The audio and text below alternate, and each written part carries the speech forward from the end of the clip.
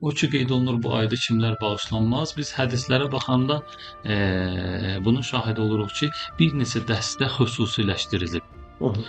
ki, məsələn qeyd olunur ağ valideyn olanlar bağışlanmaz. Aha.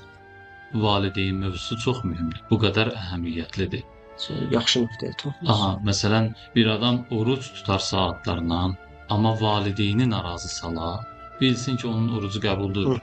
Nə qədər ki, valideyni razı salmayıb, onun orucunu Allah qəbul eləmir və həmçinin bu ayın rəhmətindən məhrum olur.